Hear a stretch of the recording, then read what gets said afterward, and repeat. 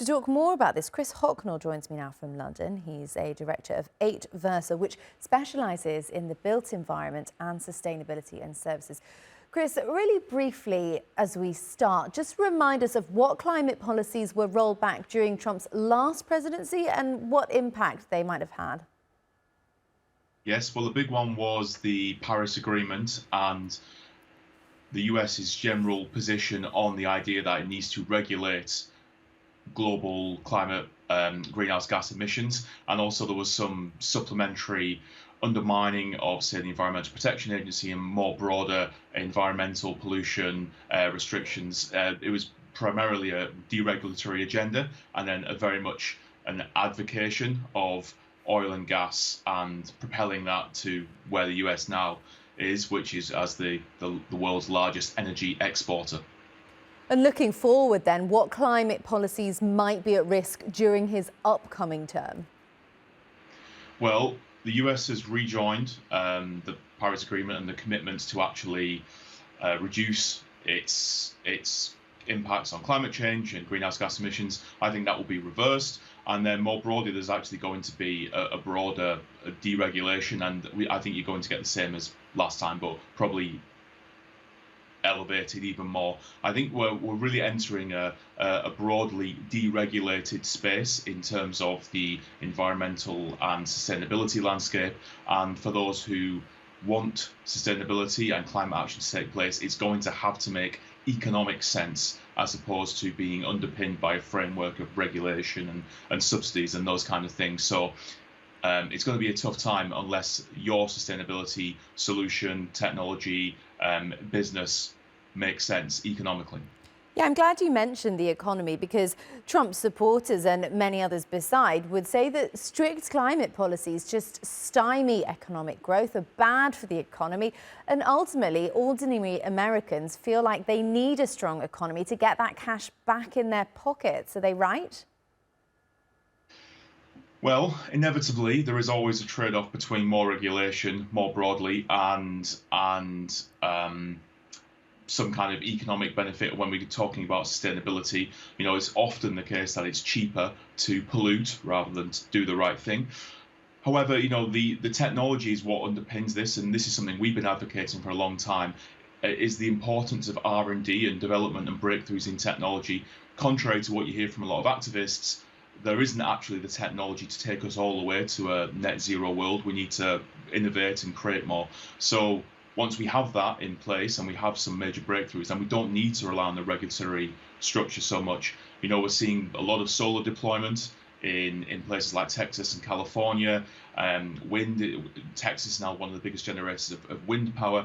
There are market forces at play which are actually standing up on their own 2 feet broadly. We have the Inflation Reduction Act, which has played a big part in that, but even without that, there are some sustainability measures which still make economic sense, and they will keep going. And you've probably also seen that Amazon, Google, Microsoft are about to invest or have been investing in small modular reactor nuclear power, and the reason they're doing that is their power demands are going to increase by 5-fold from AI.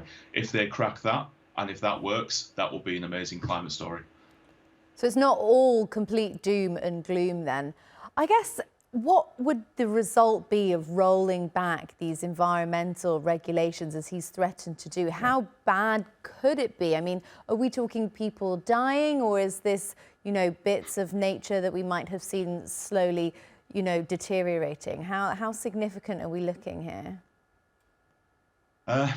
It's pretty tough to say, but it's probably going to be quite bad. I mean, I think the challenge we have is what the impact is on the outer wider world. You know, the US has been overtaking Europe in terms of its economic power and its importance. Europe has led the regulatory landscape in environment for a long time, but it's kind of in a state of decline, has been for a while, and the US's clout will ripple through others, and people will be thinking, why should we regulate if the US isn't going to bother?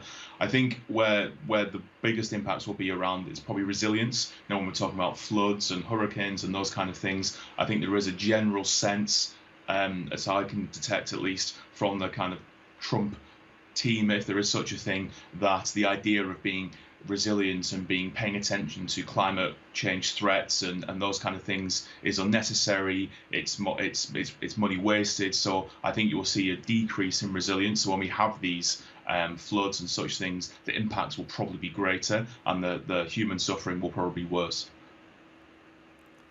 And as you say, the world and America, America doesn't operate in a bubble, and decisions made, across the pond from where we both are certainly do have an impact. What about globally for things like global warming and climate change on a global level? Will Trump's decisions to deregulate, to roll back these things have an impact on that? And is there any way to actually measure it?